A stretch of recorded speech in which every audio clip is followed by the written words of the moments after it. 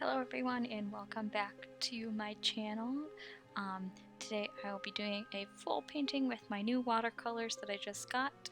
If you guys didn't see my first painting with those watercolors, to test them out, you can click up in the top right hand corner and I will link to that video so that you can check that one out. So anyway, I wanted to say a few things first before I get into the painting. I had some issues with my video editor, so that's why I didn't get this video out yesterday. Actually, for some reason, I normally use Video Studio Pro 7, it's by Corel, and for some reason it just decided that it didn't want to export anything, and that's not good, so I couldn't get any of the work I completed exported to a file that YouTube can upload, and also it decided it wanted to corrupt all of my audio files, so I'm not sure why it was doing that, so I ended up having to switch over to a different program. So yeah, so I'm using that and it's working well, so I'm pretty glad. You can see here, at first I did the masking fluid. I just have the Winsor Newton colorless masking fluid, and then I waited, I think, an entire day before I started painting. I just wet the paper with a spray bottle. That way it could saturate the paper and I could get this really kind of loose impressionistic style, I guess, that I have for the background. That's kind of how I wanted it. It was just more watery and painterly, and I think I achieved that all right. It's not normally how I do things, but I kind of like it, so I might do it more. So right here I'm just adding some leads, and as I go back into that top left hand corner, I'm kind of fading them out, so that's kind of in the distance. It's getting, I guess, lighter. It's supposed to be kind of a foggy scene. You'll see at the end that it's kind of a foggy look, which was what I was going for. Kind of like a nighttime on the lake, walking in the lake in a forest. I don't know. I don't know. It was fun though, and I enjoyed being able to use these watercolors for something other than just a plain old portrait. And I am using the Silver Brush Black Velvet round number 6, as well as a Princeton flat wash in 1/2 inch, and at the beginning I believe I used the Princeton Neptune 1-inch wash, and I pretty much use those brushes the entire time. I don't really use anything different, I don't think. No, not that I can think of. If I see it and I use a different brush, then I will let you guys know.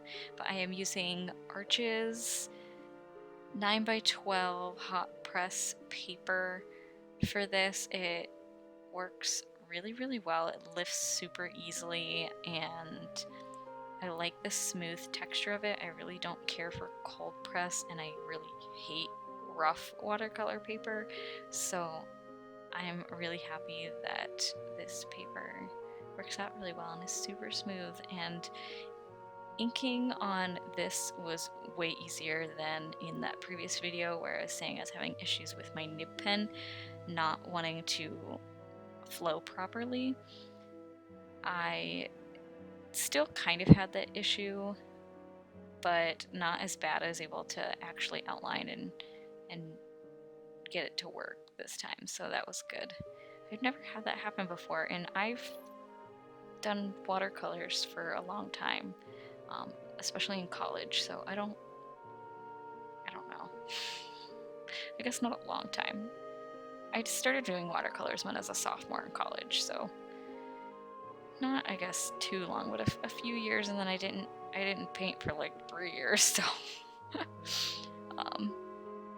but yeah, I really liked the skin tone. The skin tone is a Daniel Smith color. It's called Buff Titanium. I felt like it was a really good kind of pale, almost, I don't want to say like, it's not like corpse looking, but it's not like, I don't know, it's like really really fair, almost like she's supposed to be a Naiad or just a water spirit, so I felt like she should have kind of a, like she's never seen sunlight kind of skin tone, and I felt like that was a really really good choice, though it is definitely a more granulating color, at least compared to all the other watercolors that I've got, which is fine. I didn't mind it at all, and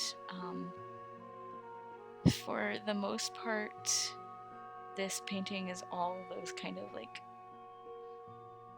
deep greens and blue greens, and I used a lot of Payne's gray to darken things up.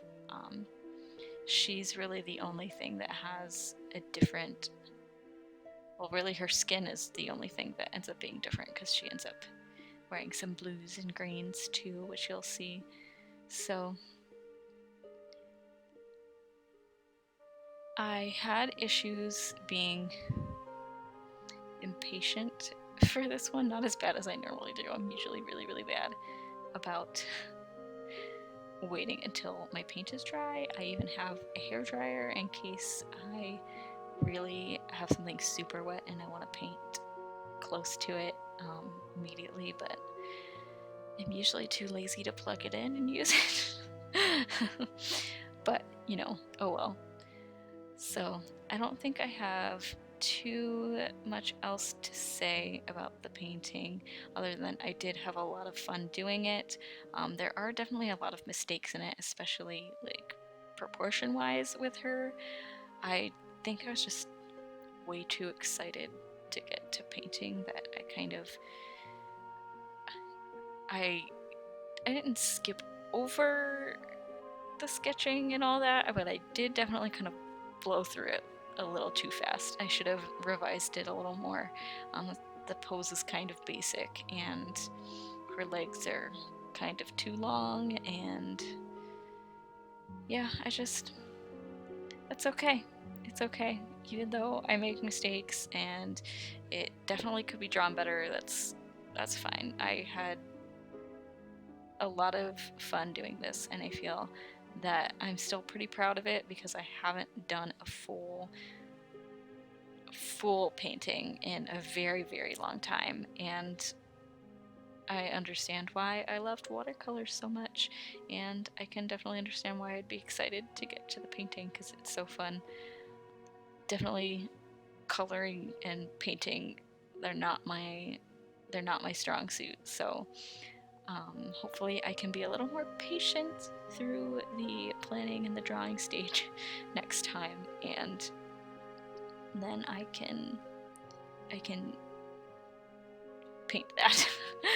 Though I did sketch this. I forgot to mention I did sketch this with a pink Col-Erase Prismacolor pencil. I have a tendency to draw really really light, and the pink was just too light.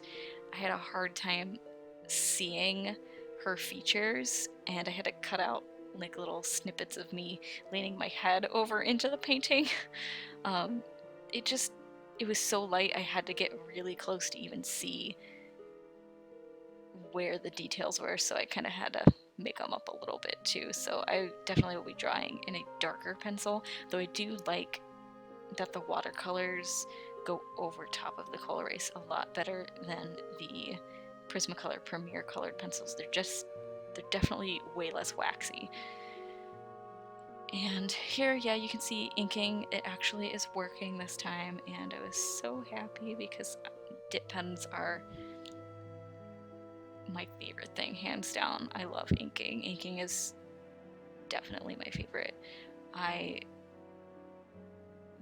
originally did comics traditionally, and I would do them all in dip pen. Maybe I can find some and I'll show you guys, but I will let you keep watching. There's not too much left of the video, and I will check back in with you guys right at the end.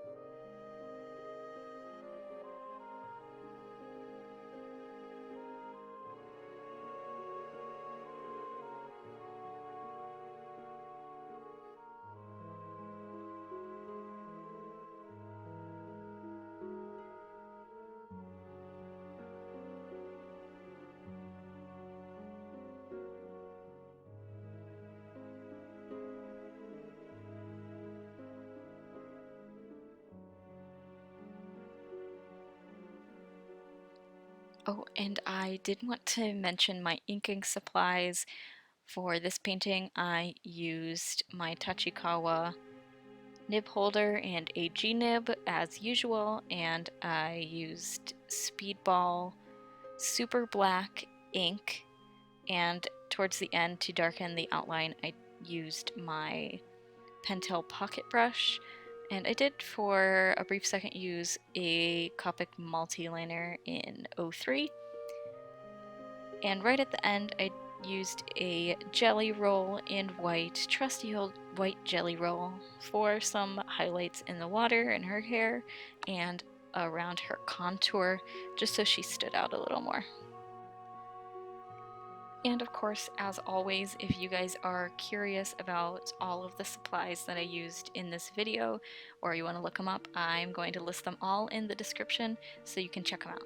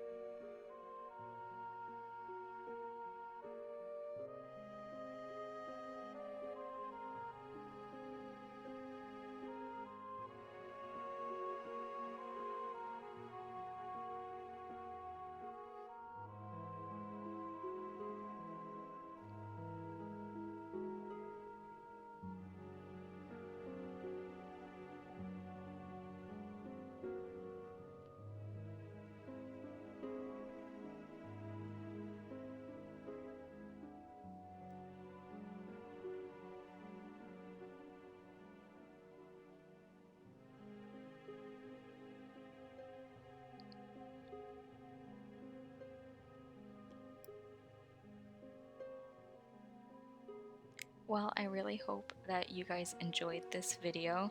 I had a lot of fun making this, and even though I'm using a new video editing software, it is super easy to use, and hopefully that will help me get videos out faster because it's not corrupting my files. So thanks again, guys, for watching, and if you did enjoy this video, make sure you click on one of these other videos so you can see more, and make sure you hit subscribe so that you can see new videos when they come out. Have a great day, guys. Bye-bye.